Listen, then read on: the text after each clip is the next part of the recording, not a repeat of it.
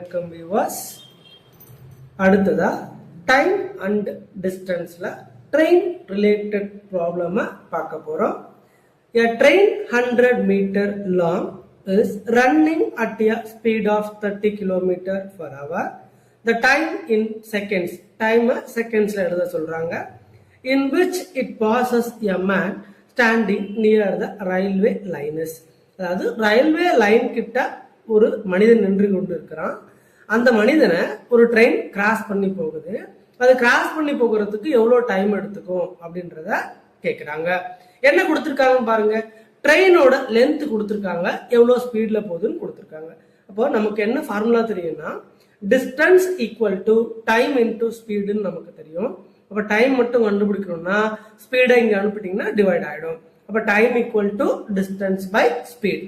ஒரு விஷயம், முக்கியமான விஷயம் என்ன அப்படின்னு பாத்தீங்கன்னா, கிலோமீட்டர் ஃபார் ஹவரை மீட்டர் ஃபார் செகண்டா மாத்தணும்னா 5/18 மல்டிப்ளை பண்ணணும். Metre by second kilometre for ஹவரா மாத்தணும்னா 18/5 மல்டிப்ளை பண்ணணும்.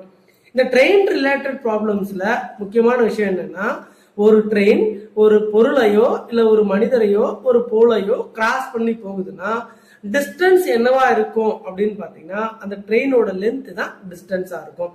அப்போ t equal to distance 100 meter divided by speed. Speed எவ்வளவு போகுது?